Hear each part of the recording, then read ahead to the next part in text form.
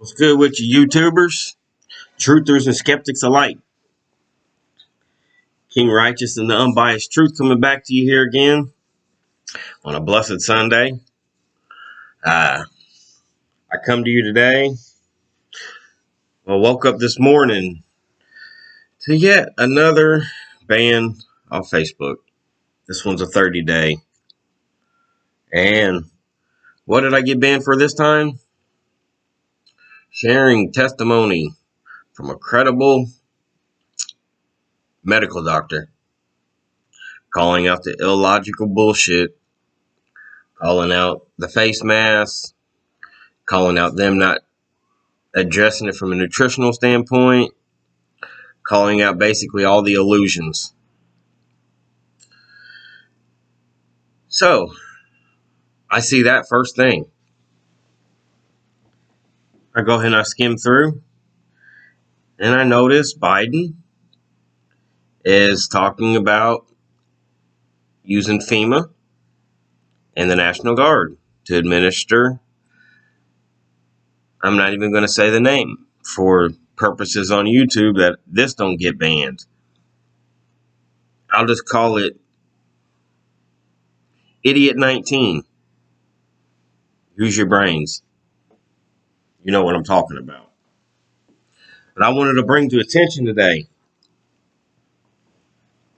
a couple things, starting with Biden passing this memorandum using the National Guard and FEMA. I just want to connect a couple dots to a couple of these documents and explain what it means.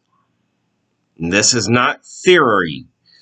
This is facts. This is articles I'm about to share with you is from the White House,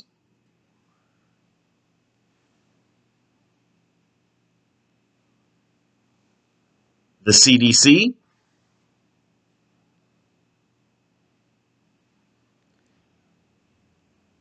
and FEMA. Let's start with the memorandum that Trump passed in January 21st, 2021. I just want to read basically a quick debriefing and explain a couple of these things within it. Memorandum to extend federal support to governors, use of the National Guard to respond to Idiot 19, and to increase reimbursement and other assistance provided to states. Memorandum for the Secretary of Defense, the Secretary of Homeland Security. Subject: Memorandum to extend federal support to governors, use of National Guard to respond to Idiot 19, to increase reimbursement and other assistance provided to states. They're basically saying they're going to give all power. Or let me just read through this first few sections. By the authority vested in me as president by the Constitution and the law of the United States of America, including the Robert T. Stafford Disaster Relief and Emergency Assistance Act 42 U.S.C.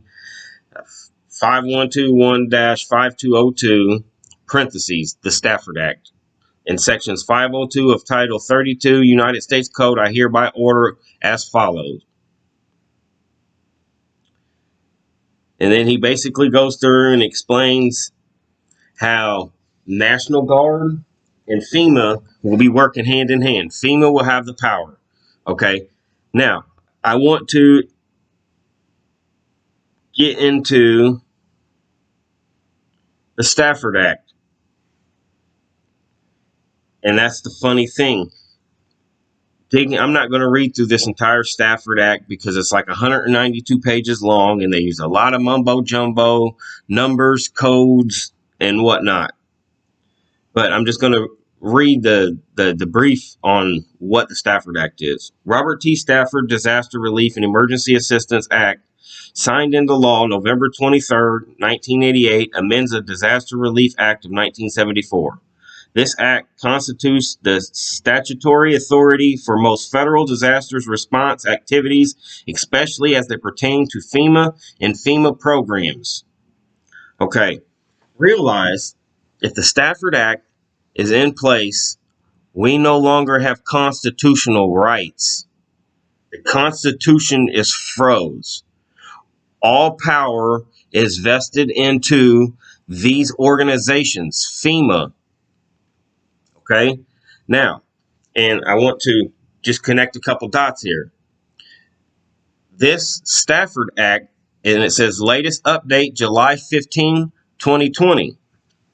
Now, in relevance to FEMA and the Stafford Act, let me connect the dot over to CDC and this protocol.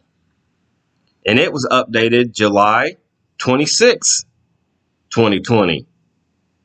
So,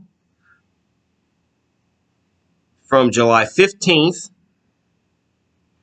they updated the FEMA, the Stafford Act. A week and a half later, CDC updates the operational consideration for humanitarian settings. Now, that kind of sounds like it's in the best interest of we the people, right? They're using words like consideration and humanitarian. But don't get it confused. This is reverse psychology. Because if you read deeper into what this is, these are protocols for setting up quarantine camps. These are protocols for setting up concentration camps. That is what this is.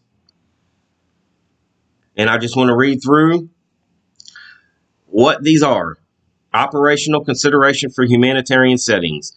This document presents consideration for the perspective of the U.S. Centers for Disease Control and Prevention, CDC, for implementing the shielding approach in humanitarian settings as outlined in guidance documents focused on camps, displaced populations, and low-resource settings. Did you catch that? Camps, displaced population, and low-resource settings. Now stop and think about this. This past year, how many small businesses closed? How many people are out of work? How many people are depending on government assistance? How many middle-class Americans have went unemployed? Millions and millions.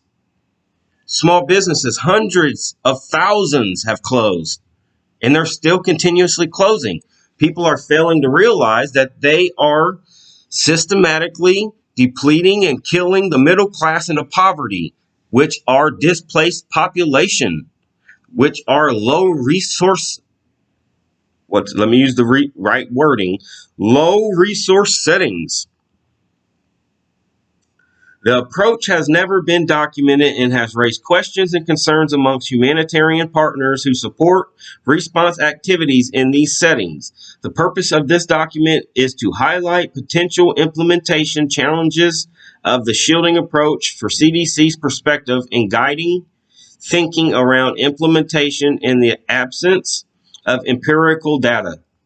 Considerations are based on current evidence known about the transmission and severity of the Idiot 19 and may need to be revised as more information becomes available. Please check the CDC website periodically for updates. Now, what is the shielding approach? The shielding approach aims to reduce the numbers of severe Idiot 19 cases by limiting contact between individuals at high risk of developing severe disease and the general population, low risk. High-risk individuals would temporarily relocate to safe or green zones established at the household, neighborhood, camp sector, or community level, depending on the context and settings.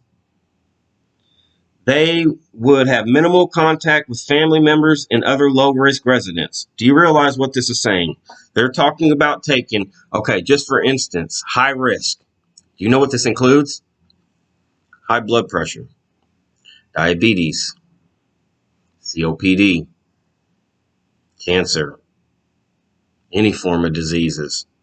Anybody that's got a pre-existing condition, they're high risk. So you know what they're saying? They're going to separate you from your children. Since your children don't have them pre-existing conditions, they don't already have malfunctioning organs and malfunctioning systems showing symptoms of different malnutritions and overacidities and deficiencies and toxicities. Anybody showing signs and symptoms, you're going to be divided from your family. Now, let me explain these different levels here, because you noticed how they're talking about green zones and they're talking about the different levels.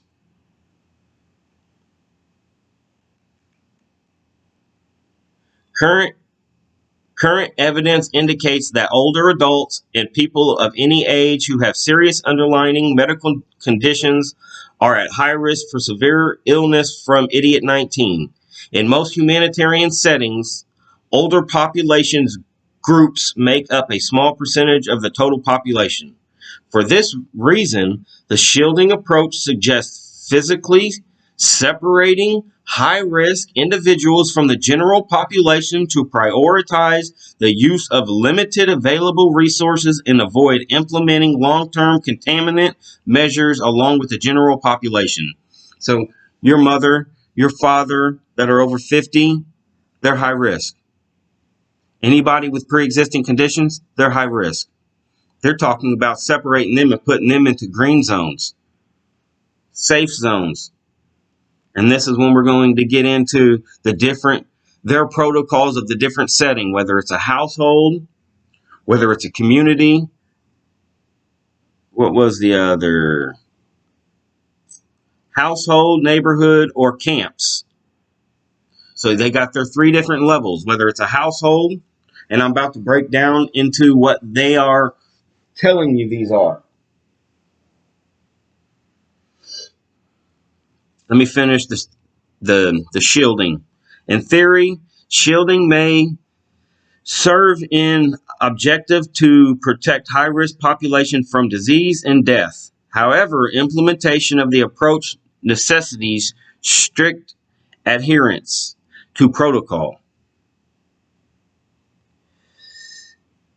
Inadvertent introduction of the virus into a green zone may result in rapid transmission amongst the most vulnerable population the approach is trying to protect. A summary of the shielding approach describes by FakeBook and shown in Table 1. See guidance for the prevention of idiot 19 infections amongst high-risk individuals and low resource, displaced and camp-like settings for the full details. Okay, level 1 is a household level, and this is what it consists of. A specific room/area designated for high-risk individuals who are physically isolated from other household members. The movements and interactions allowed. Low-risk household members should not enter the green zone. If entry is necessary, it should be done only by healthy individuals after washing hands and using face covering. Interactions should be a safe distance, approximately 2 meters. Minimum movement of the high-risk individuals outside the green zone. Low-risk household members continue to follow social distancing and hygiene practices outside of the house. So they're saying if your mother or these people with the pre-existing conditions, if they're going to stay home, you have to lock them in a room by themselves. You're not allowed to go in there and interact with them. You have to stay within 2 feet or 2 meters from them, 6 feet from them. That's the household level. Now, the neighborhood level. A designated consists of neighborhood levels consist of a designated shelter/group of shelters, in parentheses, max 5 to 10 to household, within a small camp or area where high-risk members are grouped together. Neighbors swap households to accommodate high-risk individuals. So they're saying on a neighborhood level, you take 5 to 10 households in a neighborhood, okay? Now, your neighbor who has COPD and your neighbor next to them, who is suffering from breast cancer and their neighbor next to them who have high blood pressure, they're telling you to take all these high risk people with pre-existing conditions and lump them all into a house by themselves, while all the kids and people that don't have the pre-existing conditions live in a house together. So they're telling us, whether you know your neighbors or not, we're going to have to start dividing ourselves into these labeled groups. That's the neighborhood level. Now, this is when camps come in. Level 3, camp/sector levels. And they consist of a group of shelters such as schools, community buildings within a camp sector. In parentheses, maximum 50 high-risk individuals per single green zone. In parentheses, where high-risk individuals are physically isolated together. And their movement and interactions allowed. There is one entry point. Is used for exchange of food, supplies, etc. A meeting area is used for residents and visitors to interact while practicing physical distancing 2 meters. No movement into or outside the green zone. These are concentration camps. These are quarantine camps. They're talking about if you're caught out and about. Now, this is what I was talking about, that Stafford Act is issued. The president issues the Stafford Act, which gives full power over to these organizations like FEMA. FEMA is tied in with the UN. So when it comes time, because what Biden is pushing through with what I was saying, with issuing these FEMA camps and using the National Guard, this first wave is going to be the ones that are walking themselves in. They're going to walk in to get that jab. Now, what's going to happen? They're going to send them home. These people are going to get sick. The narrative they're going to spin is going to be the people that have not taken this jab are the ones that are mutating this idiot 19, which will then be idiot 20. That's what's coming this year. That's what's around the corner for us. And they're going to use the next step into the Stafford Act, where they're going to be issuing these camps.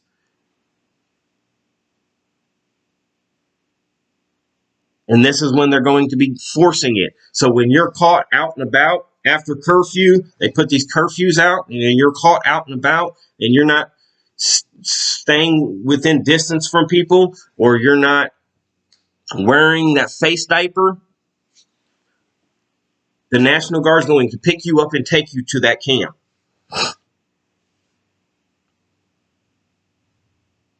Because those camps, while at first they're going to make it seem like it's for people that want it, they're going to transform those camps into the forcement camps. It will no longer be voluntary. It will be involuntary. It will start to force this shit.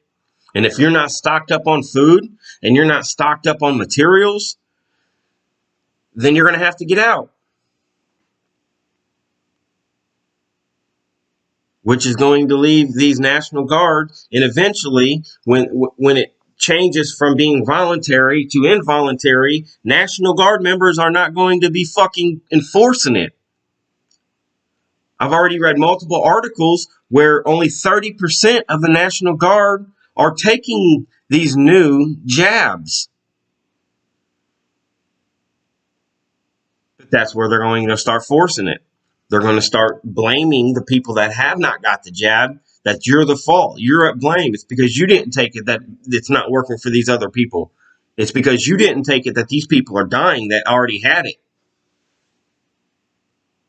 There's so much illogical bullshit that I could go on for days. I've been studying this shit for a better part of a decade. I was studying this shit before this whole idiot 19 illusion started being transformed. Just like the test they're using to detect idiot 19. It doesn't, and this is where you have to study into the creator of the PCR test, the test they're using to detect it. You have to study into what he said. His name is Kary Mullis, Nobel Peace Prize winner for his invention and discovery of the PCR test.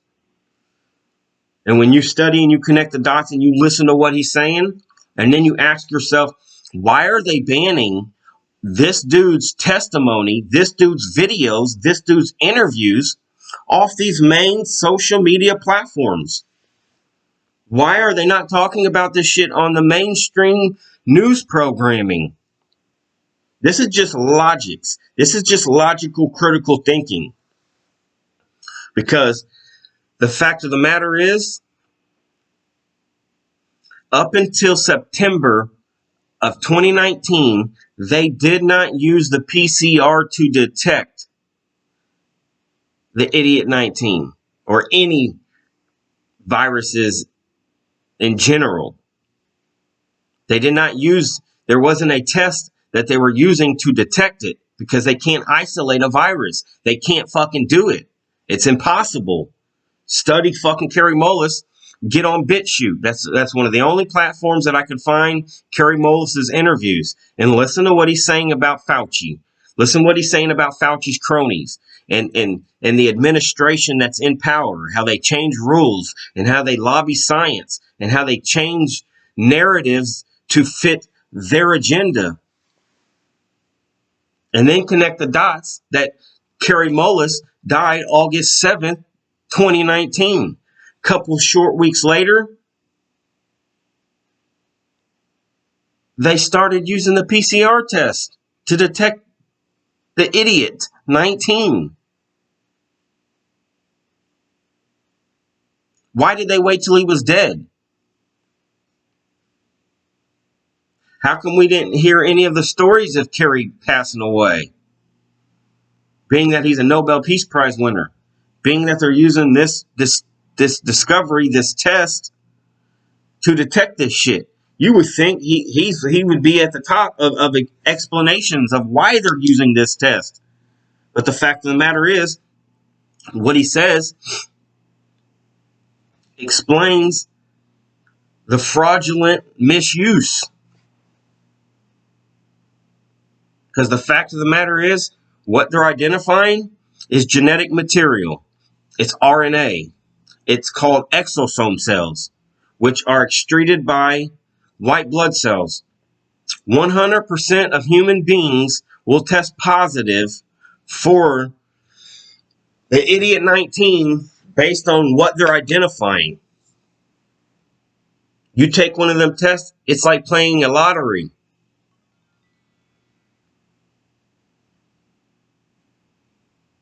Because if 10 people took 10 tests,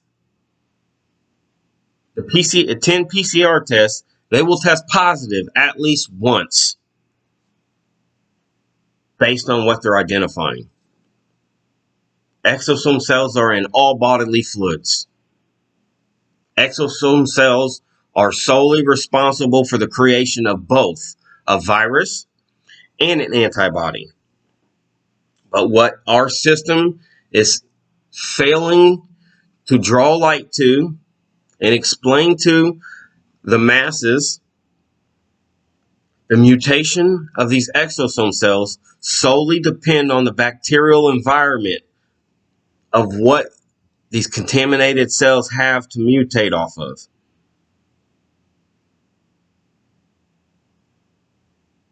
Which has everything to do with our dietary consumption.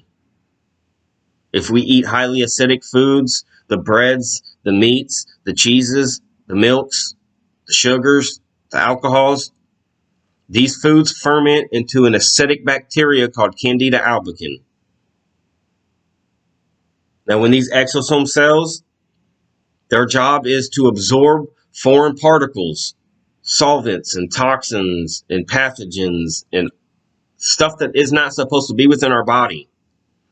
And if once these cells become contaminated and the acidic bacteria is all it has to feed off of, it's going to mutate that contaminated cell into a virus. And its job is to get this shit out of us ASAP. And this is when we have the signs and symptoms of being sick. Our temperature rising, phlegm building up in the throat, phlegm building up in the snot building up in the nose, the fluids building up in the lungs.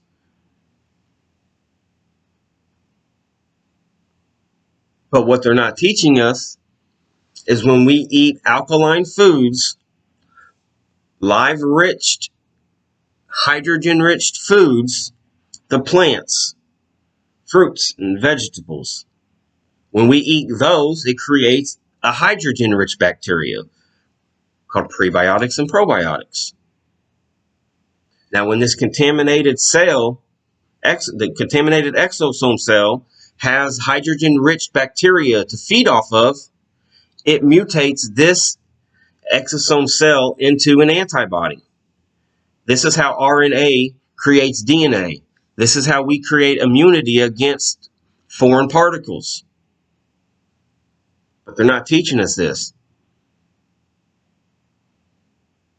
And just the term, the reverse psychological term in itself, false positive.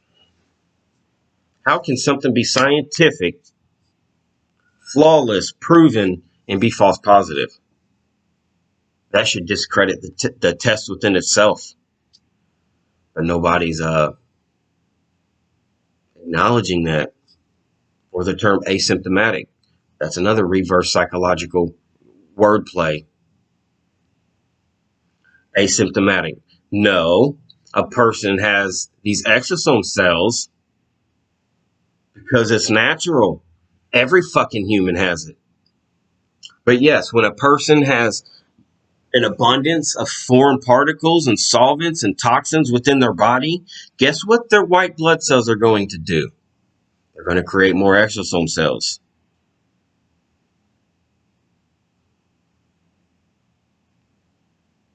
Just a quick quote from Carrie Mullis.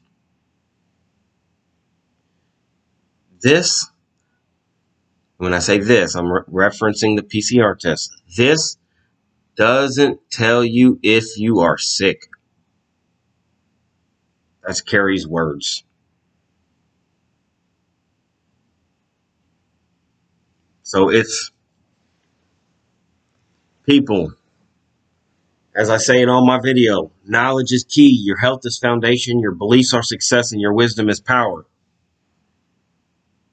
Seek this information out. Ask your own fucking questions. If you never ask, you'll never receive.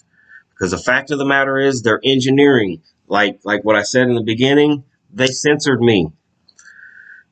They're stopping me from being able to put out these testimonies of these credible MDs and these RNs. This is where all my bans have come from. It's when I share their testimony and their scientifically proven facts that they kick me out. And this is a critical time, and they're pulling some fucking strings towards their agenda and their motives right now, that they don't want people like me sharing this information with people like y'all. Because when the truth comes to light, their illusions die. They no longer will have the power over you. So look into these things. Look into Biden using the Stafford Act. Look into what the Stafford Act is. Look into how they will use the Stafford Act to take your constitutional rights away. You will no longer be able to speak freely. You will no longer be able to bear arms to protect yourself. You will no longer be able to stop any form of an authority from coming through your front fucking door. Because in the National Disaster Relief They'll have the rights. And when our National Guard will refuse to enforce this shit on us, we the people, they will, mark my words, they will bring in UN troops.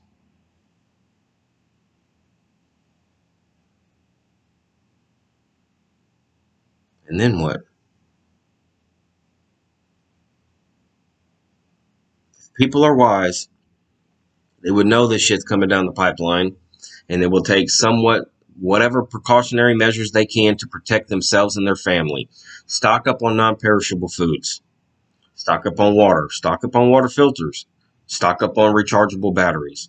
Go buy you a small solar cell system.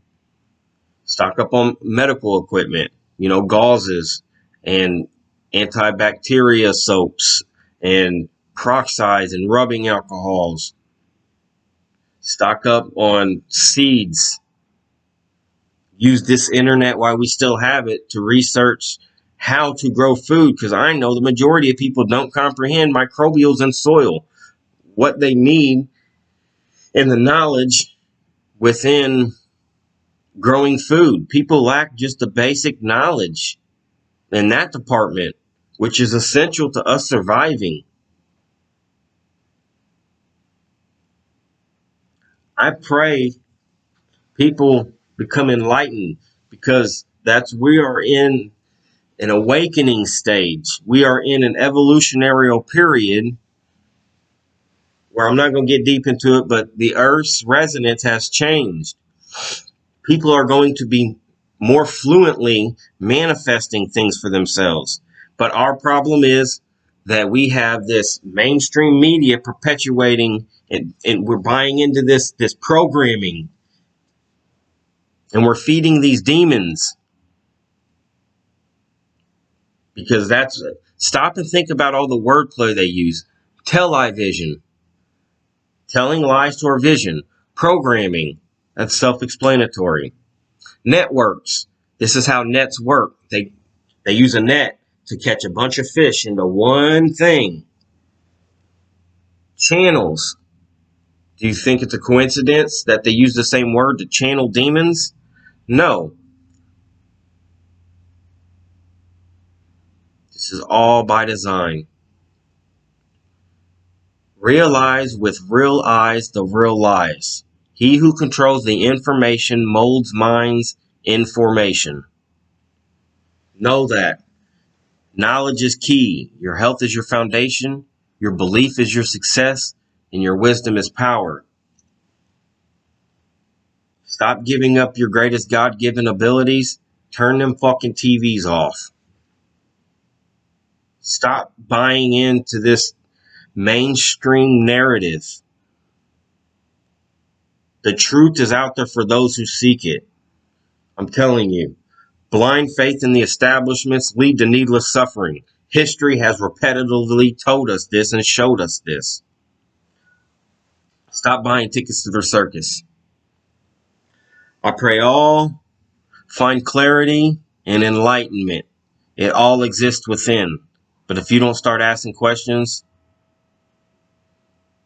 you're going to be leading yourself to slaughter. I pray and I love all of y'all. One love.